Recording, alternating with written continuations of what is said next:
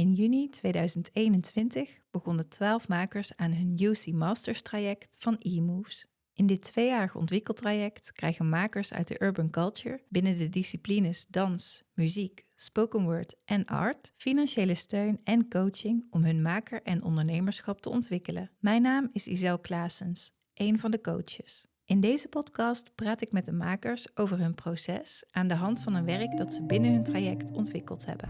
I'm here with Alesya Dobysh, dancer, choreographer and curator. And in the UC Masters project, you are one of the dance makers. And in these 2 years, you did several projects. You did Motion Lab, which is an educational program. You made a duet, the Voyer. But we're mainly going to talk about the Motosones project. So can you tell us what Motosones is? Yeah, that's why I decided to talk about Motosones first, because it actually is not just a one project, it's a research, and it combines all kinds of my curiosities together. It's a collaboration between me and the sound composer Max Fremont. We've met as participants of club scene in Eindhoven, but then we also found out that both of us are interested in experimental art. In his case, it's sound, and my case is movement. And then we just decided to get together and exchange some ideas. There is a sonified platform that connected with his synthesizer, modular synthesizers, with the contact microphone. And basically every move I do on this platform is amplified and also modified in the way he would like to. So for him it was also as a source of a composing material, a collected material. And for me it became a research of finding my own movement language in a performative way and deconstructing the footwork background that I have, because I am house dancer. My background is house dancing into a more abstract and experimental way. So it was a tool, but also research and work that we initiated together. And from this point, we made like an improvised duet that we performed, and we called it Motosones. That means movement sound, very simple.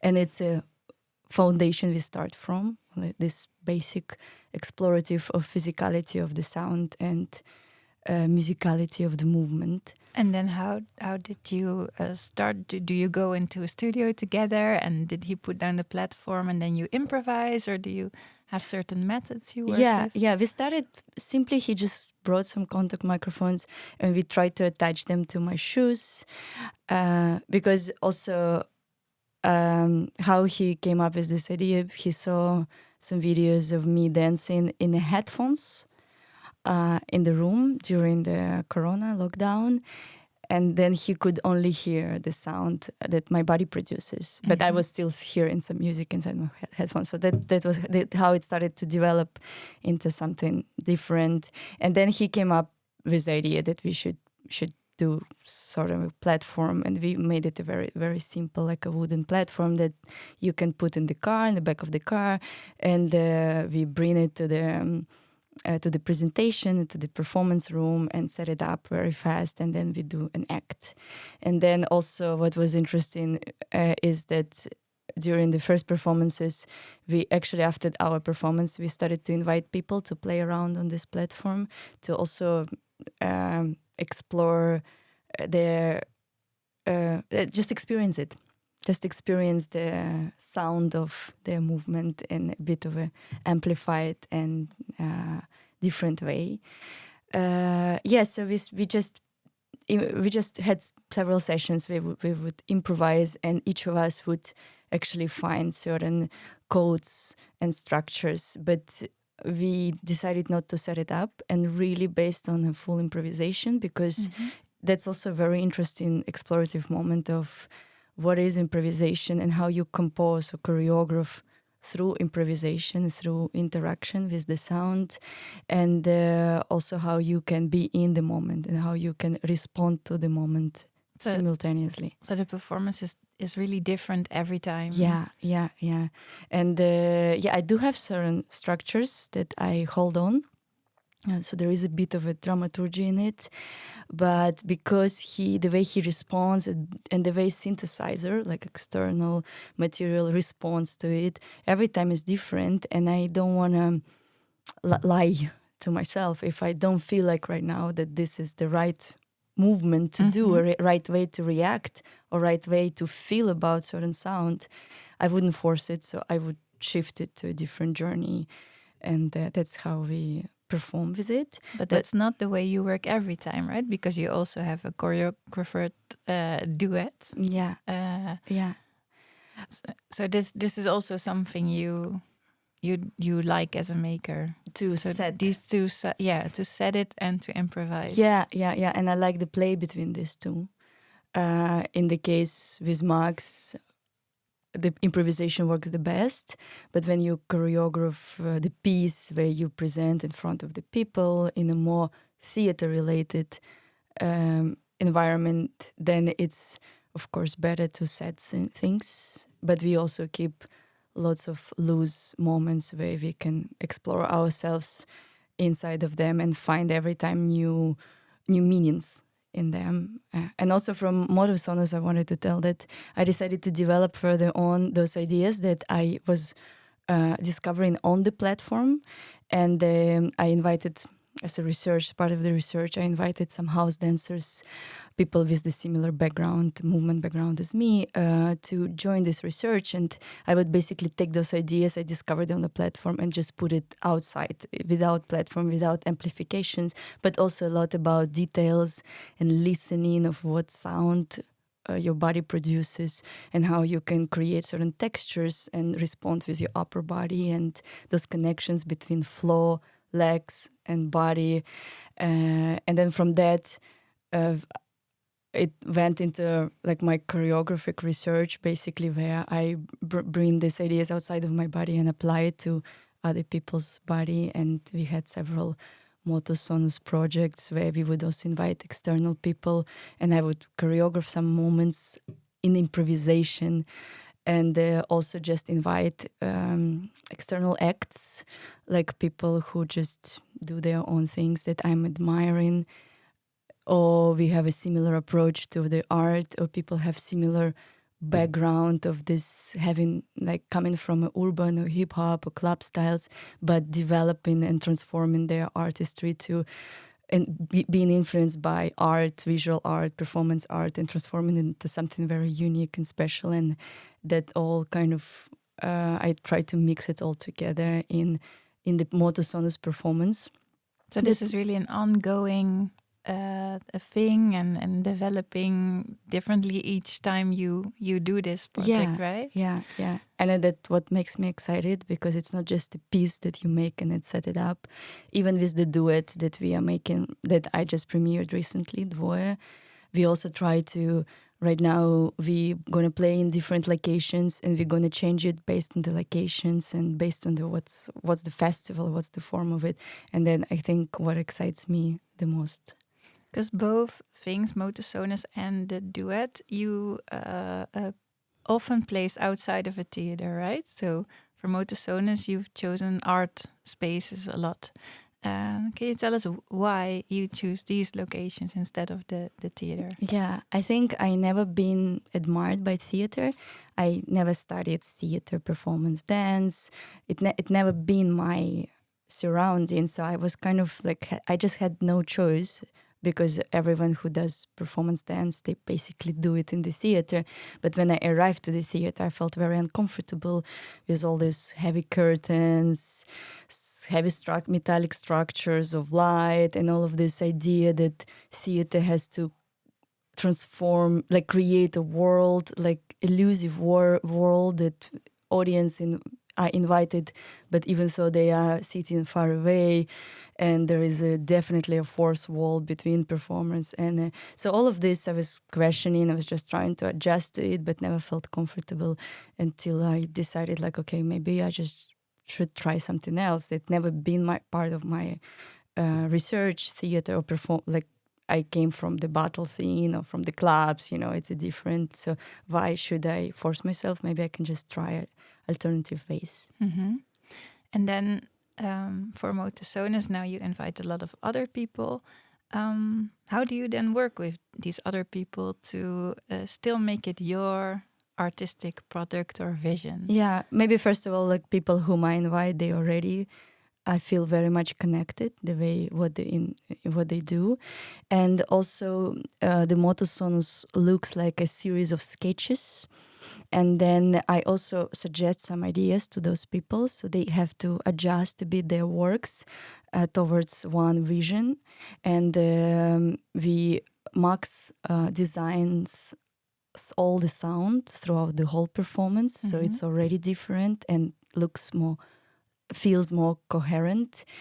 So that's basically the main points. And then we also have a couple of rehearsals where we share ideas and put it all together. And are there sometimes certain moments where you struggle, where you find it hard to find the right path maybe in this performance nights? I think in the preparation I always there are always going to be questions, but my mind works like on a solution. I always try to find a solution, even if it doesn't really respond to my initial idea. That is also fine. I think that helps a lot, that I can just release it and try not to control.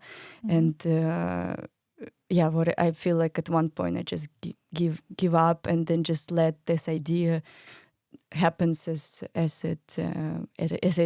the situation requires. So that helps a lot, I think, not to struggle with it.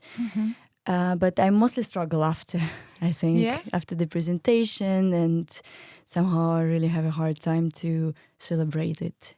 So I'm becoming... What happens then? I'm becoming very critical, and I really enjoy the process of preparation, but like presenting it to people, it's very vulnerable for me. And maybe because I'm also a very sensitive person in general.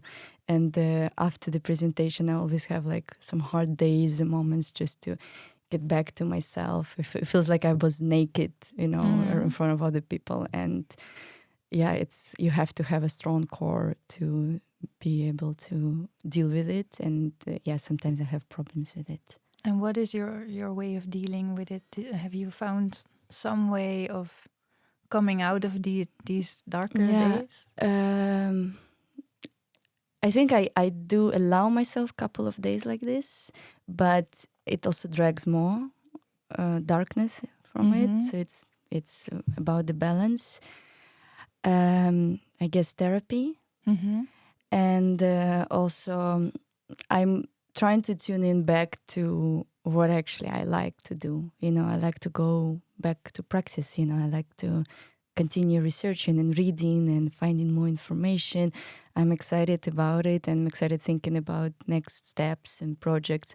I'm kind of like calming myself down and maybe watch a good movie or go to the exhibition and like get back to my own groove. And is it different when you are on stage in a performance or when you would be just the director from the outside? Do you think that would change your feelings afterwards? I had also different experiences. Also, I did presented some works where I was outside.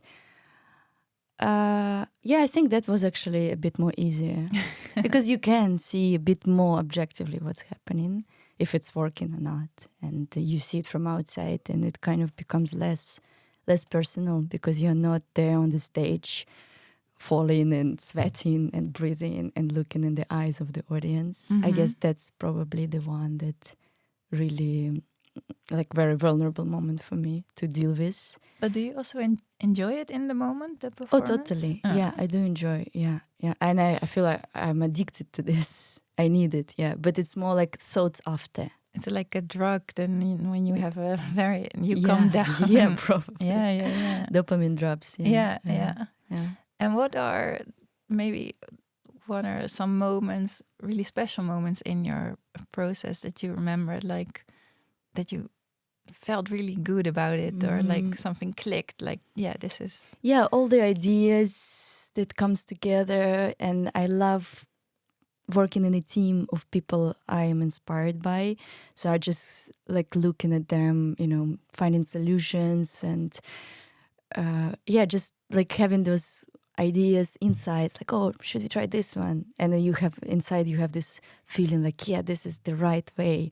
It's the only way it could work. And then all comes together. And yeah, just the process of it, of finding solutions, of finding inspirations, and even if it's slow, and it always during the process I never actually struggle. Even if I don't have ideas for now, I always feel it's organic, just flows in and out, and just working with other people I like is also.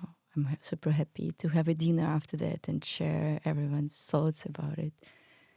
Sometimes people creators struggle in working with other people, but for you it sounds like that's it really works.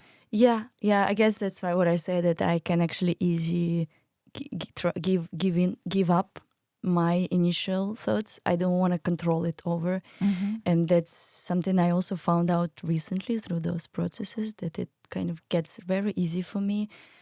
But also I normally work with people I really trust and respect their vision. So it's almost like I'm learning from them. Because how do you pick them? How do you pick people you work with? Yeah, like luckily enough, I happen to be surrounded by people that I like their art, and through also because I'm working with my husband, I'm working with my best friend. It's also very nice to be surrounded people like a family. But you went to Korea also to do motozones, and then you worked with local dancers from there. So they were new to you, of course. Yeah. The month before I came to Korea, and we did several open sessions where I would invite artists just for jam, and where I actually found people I would like to work with for the performance. It helped a lot. It's also very more intuitive. It just clicks. You feel like, okay, this is the right person to bring on the board, but it's a short project. It's just a weekend. All main ideas and structures comes from me and Max, and then we just invite people, and it was such a pleasure to work with them. I guess it's also very cultural. That I feel very connected to Asian culture, and I enjoyed it a lot also. And now you're working on a new edition for motozones in The Hague. You're doing it? Yeah, we're going to do it in the Gray Space in June, and it's a continuation of this collaboration with Korean artists. I'm going to bring some of them, and some acts and sketches going to be repeated in this presentation. But also there in Korea, I met some other artists who came to watch the performance, who also traveled to Korea to spend some time. And actually I also found some artists that I like what they do, and I'm going to bring them also this time. So it's going to be a different, but it's all connected somehow to those performances in Korea. And then after, because you're also doing another motion lab this summer, the duet is finished. What is the next step?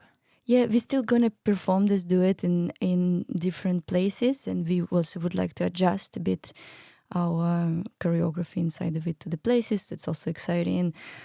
Motozones, Motion Lab. Motion Lab is the educational side of my research, and then we didn't really talk about it yet, but it's a workshop program, right? It's, and then also finishing with UC Masters.